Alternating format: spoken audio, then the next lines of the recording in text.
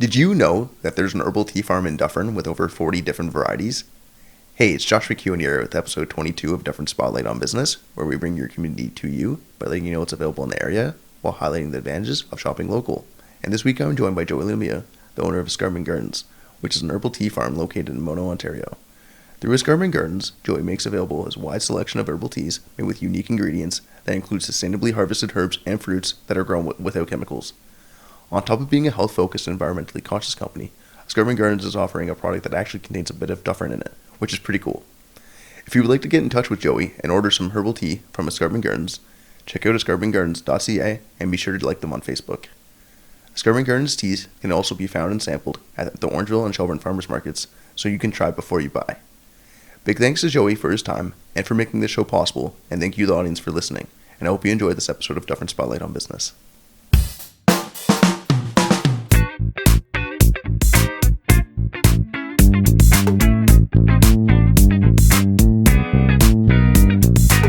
So this is Josh McEwen here with Dufferin Spotlight on Business, and today I'm joined by Joey Lumia of Escarpment Gardens. And how are you doing today, Joey? And thank you so much for joining us. I'm doing well, Josh. Thanks for having me. Awesome. So do you mind just introducing yourself and your business, Escarpment Gardens? Sure. I'm Joey Lemieux. I started Escarpment Gardens not too long ago in 2015, and I registered it as a new farm business. And I just started growing herbs in my garden and selling them at the local farmers market. And I discovered that there was a good response to them. People liked them, and they seemed to help people. So I just kept doing it. If you're not familiar with herbal teas, herbal tea refers to any herb or plant material that is infused or soaked in hot water for enjoyment and or health benefits. And I previously gained good knowledge of the health products industry and herbal teas while working at a health food store and wellness business for almost 10 years. I'm also a nutritionist. So as a nutritionist working at a small downtown health food store, I was able to recommend certain foods, natural supplements, physical therapies, and herbal teas to customers and clients to help them with their health goals.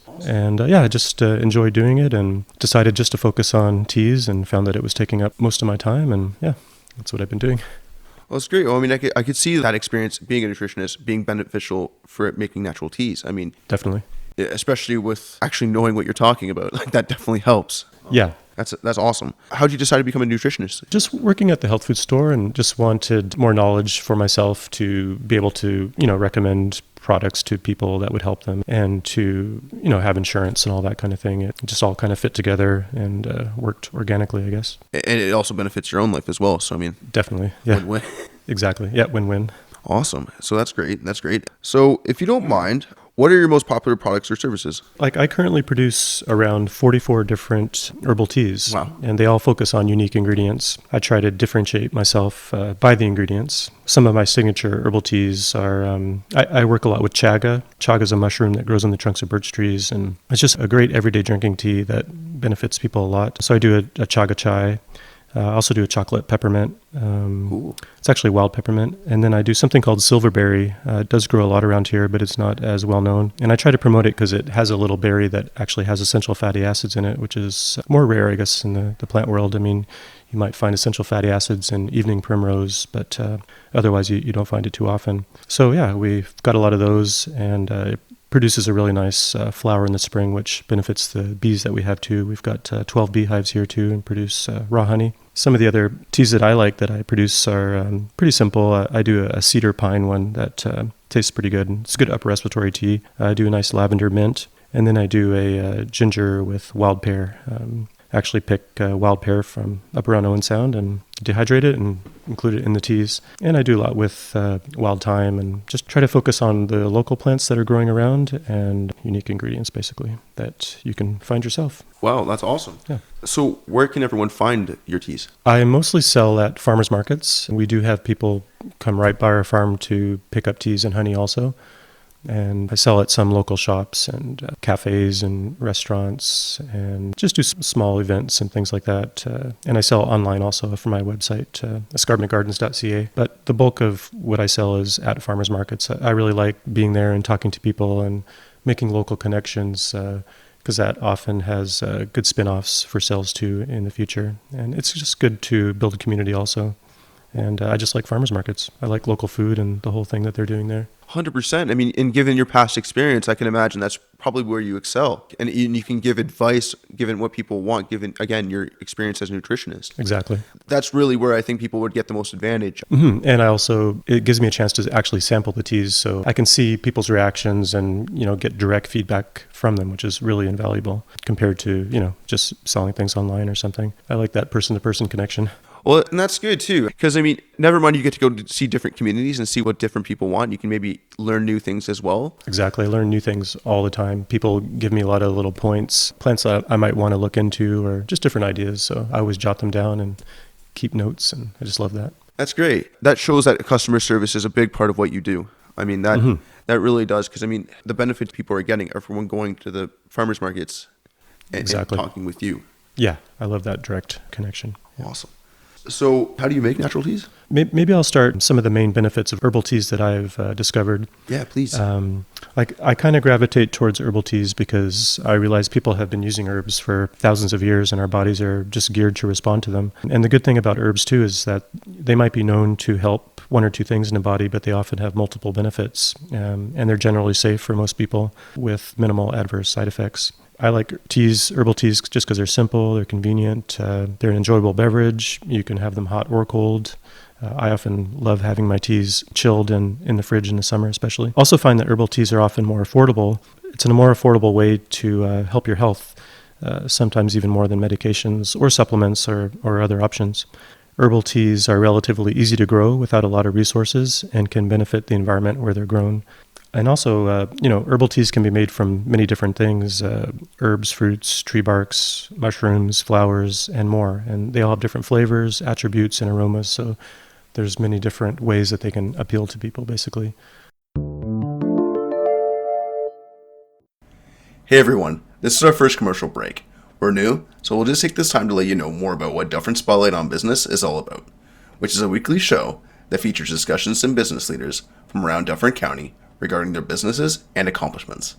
The achievements of small business owners largely go unnoticed, but it is our goal to recognize them, as these are the people who keep small communities like ours alive.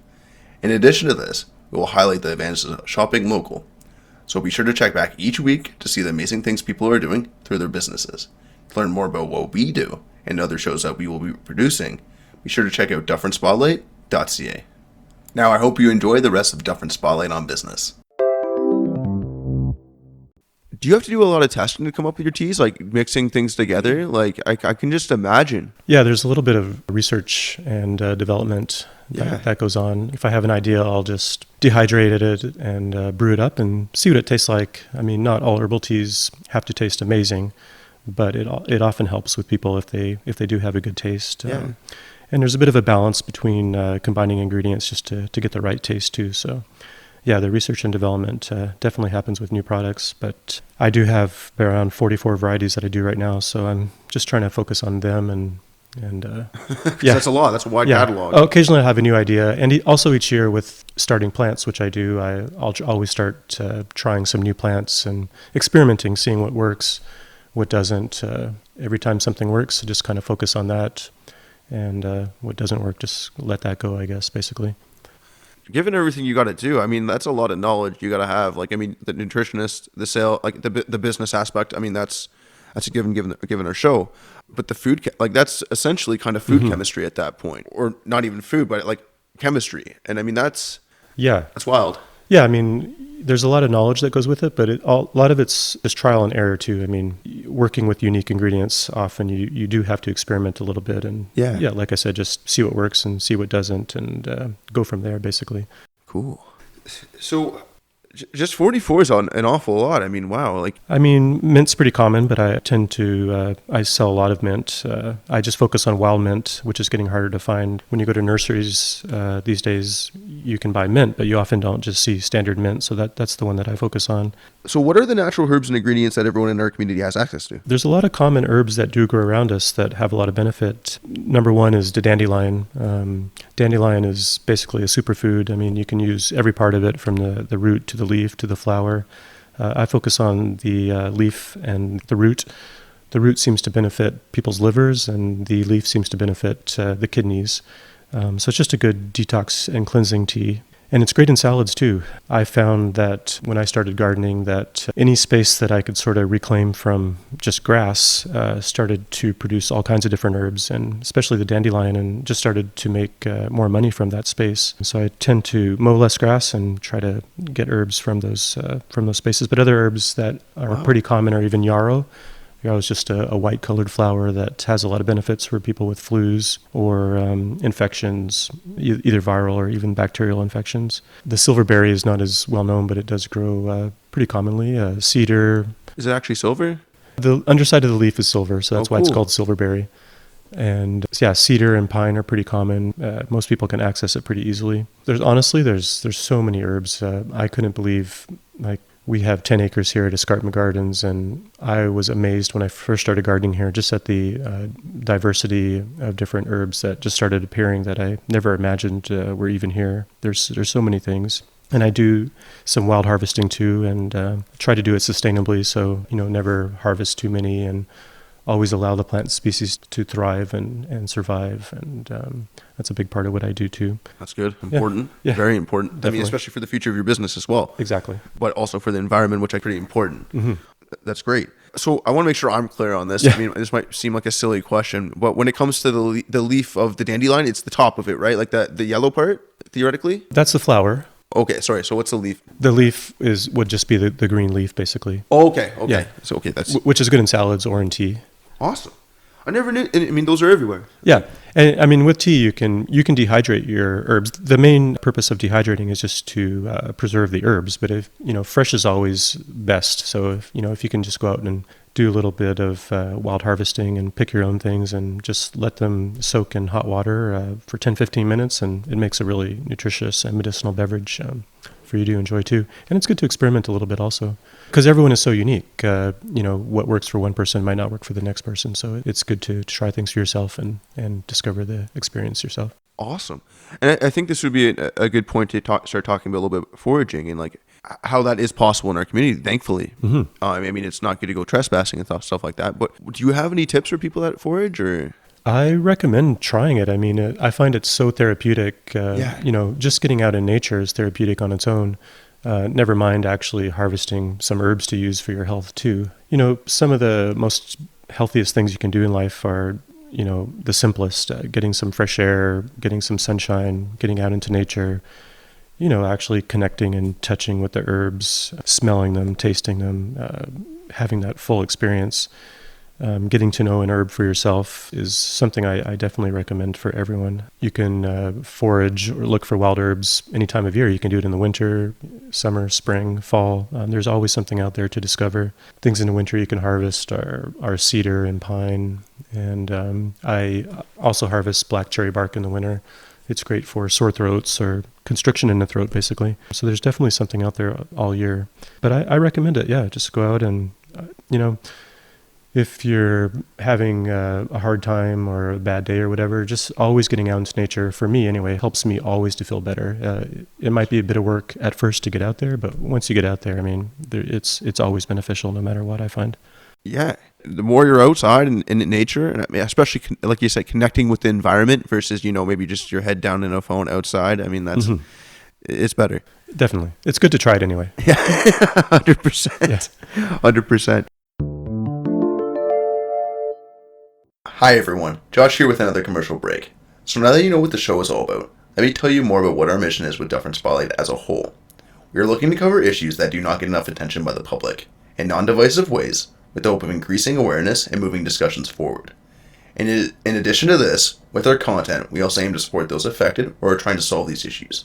There are a lot of issues we'd like to cover, which means a lot of shows. We already have a new show slated for this year, this one completely unrelated to business, but still involves the people of Dufferin. We've got a lot on the go, so be sure to follow Dufferin Spotlight on Facebook to keep up with the latest news. Thank you for listening, and I hope you enjoy the rest of this episode of Dufferin Spotlight on Business.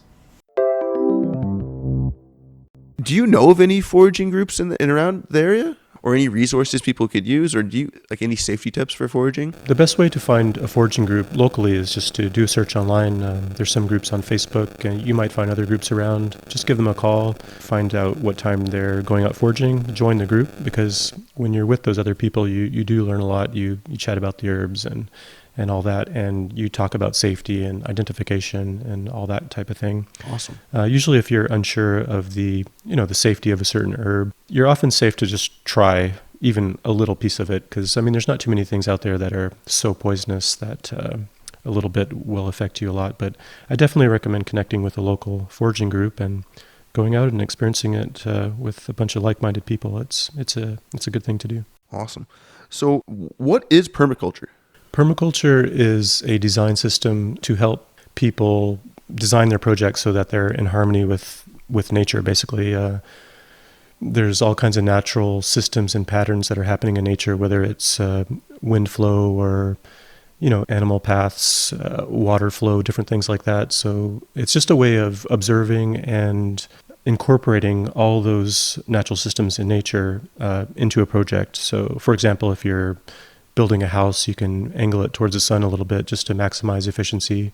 Or if you're building a garden, you can position it so that it, or even build it so that it collects water to water your plants when you need it. So it's just about observation and making sure that human projects are working in harmony with nature so that you don't run into problems down the road, basically. So it's a design system. That's cool.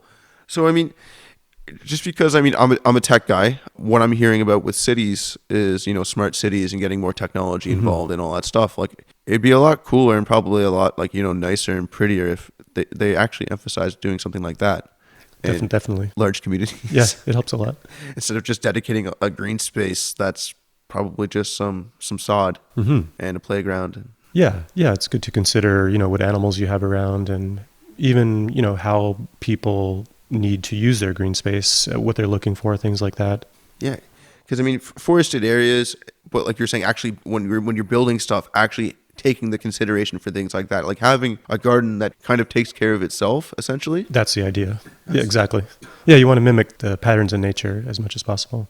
Yeah, that makes all the sense in the world. Exactly. Why wouldn't you do that? Yeah. And same with positioning of the house. Now I can understand why that doesn't happen in the... But even if your house is not angled towards the sun, there's certain things you can do, installing energy efficient windows or some solar panels or shutters. There's just different things people can do, insulating pipes and all kinds of things. Awesome. Yeah, well, exactly. Or, strategically planted tree to offer your house shade at certain times of the year, just different things like that. Makes sense. Yeah. Awesome. Or even how to garden intensively in a small space. Permaculture offers a lot of ideas to help people with that. That's great. So, there's always something you can do. Like, there's always something more. Even given your limitations, there's probably something you can do to make your place more friendly. That's one thing I've heard about being human, is that there's always something you can do to help your life or other people's. 100%. We just need to actually try. Exactly.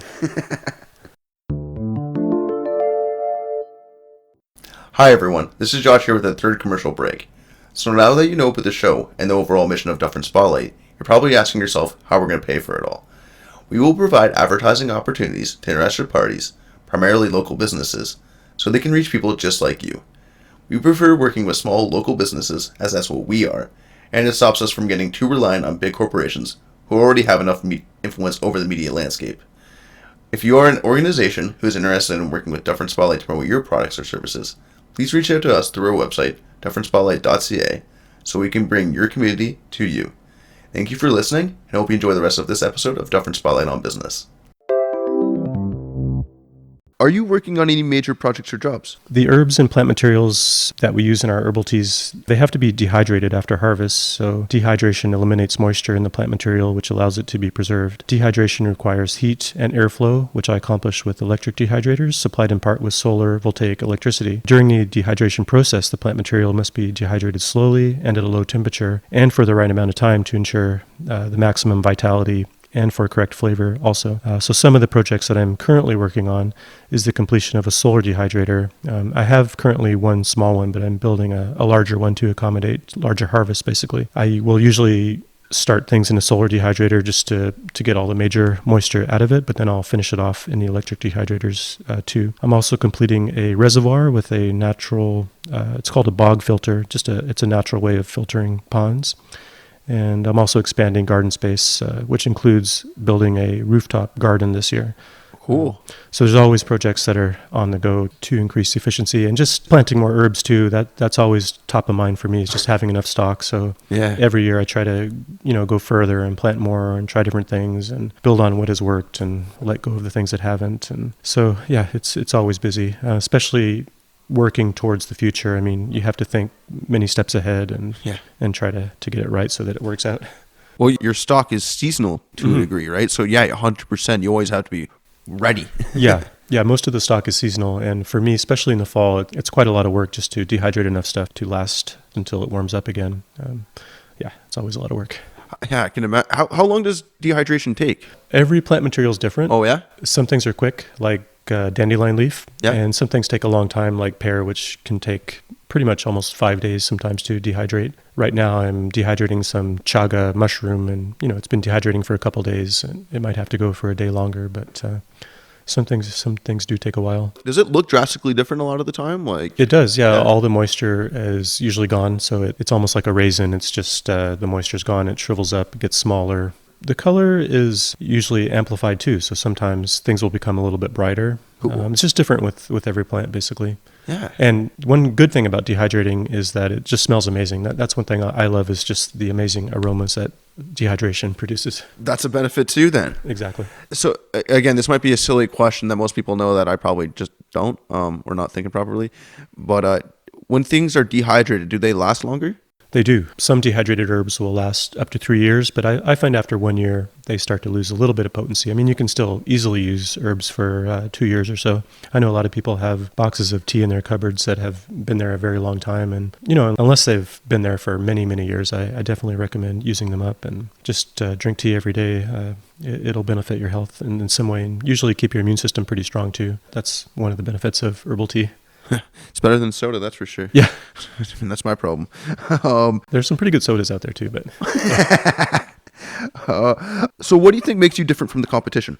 in 2019, Escarpment Gardens, our herbal tea farm, became certified naturally grown. This certification ensures that the ingredients that we grow are grown in healthy soil and that they're free of synthetic chemicals. So along with growing our own ingredients, we also sustainably wild harvest many ingredients, such as black cherry bark and raspberry leaf. Another thing that sets us apart is our tea bags. You hear a lot these days about how there's plastic in tea bags. Oh. So we've made it a point to offer tea bags that don't have any plastic or bleach or genetically modified organisms, which I guess basically in a tea bag would be probably some corn particles. So it's all free of that. The tea bags are also biodegradable. Also, you'll never find any scents, colors, or even added flavors in herbal teas from Escarpment Gardens. So yeah, it's basically just focusing on ingredients and even packaging.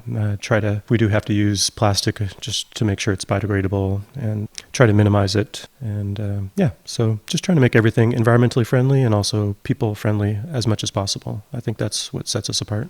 That does set you apart, because that's impressive. Because most people use natural organic as just like a marketing thing, but then they'll have some pretty big contradictions along the way. Mm-hmm. Doesn't seem like those are there with you. So, that is awesome. Yeah. Selling other brands of teas for many years too gave me a good idea of the quality that I was looking for. So that's what I try to put into it. 100%. Yeah, you would know that. Awesome. So I think we've answered this question, which is you started this business on your own, right? Yep. Awesome. And do you have any advice for those starting their own business? Just try to be inspired by what's guiding you forward. Money is always a motivator, but it's good to be interested in what you're doing and to be able to get excited about it. So yeah, even if it seems difficult, just keep going forward with it. One reason why I chose herbal teas too is you don't need a lot of resources to get started. Like I said, if you have access to land, you're able to sustainably wild harvest herbs. So there's always things you can do with little resources, as long as you have drive behind it and are excited about it and really interested in what you're doing, then it's a good thing to do.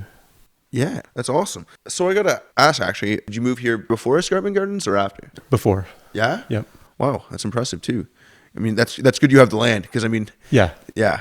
Is it possible to grow? I see you do have a lot of plants in here, so you are able to grow some indoors. Awesome. Yeah, I've got a greenhouse, and I also start a lot of herbs just in a south-facing window in my home too. Because it's heated, it's just easier I don't have to heat a greenhouse. I can heat my greenhouse, but I prefer not to. Yeah. Just try to minimize the energy that it takes to make things work. Yeah. So yeah, you can do a lot of things in your home, even without land. Like I said, if you have access to public land, you can go out there and experience herbs and pick them for yourself and try drying them and doing different things. So Yeah, that's great. Because I mean, like you said, like that's the great thing with natural teas is it doesn't require a ton of resources. Like it's great that you have land so you can actually build a full-fledged business. But if you want to start small and actually just start making natural teas for yourself. exactly. Hi everyone, this is our last commercial break. Thank you all for listening so far, and I hope you've enjoyed it. To keep up with everything that Dufferin Spotlight is doing, you should follow us on Facebook and YouTube. You can find other episodes of Dufferin Spotlight on Business by looking us up on Spotify, Stitcher, iHeartRadio, Apple Podcasts, Google Podcasts, in addition to our Facebook page and YouTube channel. Of course, the best way to see all of our stuff is to check out our website, dufferinspotlight.ca. If we are not already on your preferred platform, let us know through our website and we'll do our best to get on it. That's it for commercials, and I hope you enjoy this episode of Dufferin Spotlight on Business. So what would you consider to be your biggest challenge in the years ahead? I have to say that climate change does play a factor in things. For example, last spring, actually 2 years ago, I had planted lots of lavender in my garden. And last spring, we experienced a lot of freezes and thaws consecutively in the winter where the snow would melt and pool in the garden and freeze. And that stressed a lot of the roots of my lavender and ended up causing them to die. Yeah. That hadn't really happened too much in the past, so it was something that I had to adapt to. So I ended up planting more of it and sort of mulching with leaves, which is just putting leaves around the plants to insulate them from the cold and the freeze. So hopefully things like that will help. Yeah, so climate change is sort of number one. There's different insects appearing these days. There's more ticks. There's different rain patterns, like I said. There's more wind, and you just have to adapt and evolve, I guess, to be able to go forward and not let things stop me, I guess. Observation, evolution, and adaptation seems to help a lot. Yeah, I bet that's how we're going to get past things like climate change, right? Is innovation, but we also have to actually go after it. Like that's the thing. We need to make the investments. I mean, it's ridiculous. I mean, a lot of people don't know the story, but the actual first climate change migrants in the U.S. like a couple of years ago, that a whole town in Louisiana, it wasn't a large town, mind you, but they were all relocated because, and that doesn't get told a lot. I can understand why, because it's a terrible story. And what are we actually going to do about it? But the government had to go bail out that town. And you can have your thoughts on things like that, but this is going to cost money, and it's costing small businesses in our community money. Like it's a real impact. Yeah, like, it causes a lot of stress to people and families. 100%, especially if you have to uproot your home. Like that's terrible. But I mean, or if it's affecting your business, because I mean, that's your livelihood. Like we need to start taking these things seriously because people don't realize it is going to be one of our biggest challenges ahead, and not just for farm-based businesses like yourself. Like it's going to affect all of us. Yeah, I've definitely noticed more ice storms happening each year, so I've kind of tried to adapt towards that too. There's definitely changes afoot. Yeah, it's great. Well, thank you so much for your time. Is there anything you'd like to mention before we wrap it up? I don't think so, Josh. Covered a lot unless you have more questions. I think I'm good. Just to make sure, so the best ways to get your tea, so they can get them online. Yes. And they can go to the farmers markets. What farmers markets do you most frequent? I frequent the Orangeville Farmers Market Yeah. year-round, in the winter and the summer. In the summer, it's every Saturday at the town hall. In the winter, it's every 2 weeks in town hall. Awesome. I also do the Barrie Farmers Market, mostly in the winter right now. And Is that indoor as well? it's indoors, yeah, in their town hall. I do the Mulmer Farmers Market at the Dufferin Museum and Archives. And I also attend the Shelburne Farmers Market. And that's about all I can do. I am currently looking for someone else to run some booths for me. So if you hear of anyone, let me know. Oh, so you are currently hiring? If possible? Yeah. Awesome. That's good to know. That's awesome. So you would like to expand some more farmers markets? Yes, definitely. Do you have any in mind? Just the Barrie Farmers Market. Yeah. I can't quite get there in the summer, but I would love to have someone run a booth for me there. It doesn't take a lot to be able to do that, just a bit of a knowledge of herbs and yeah. So if you have that passion, Exactly. A bit of enthusiasm always Yeah. helps too. reach out.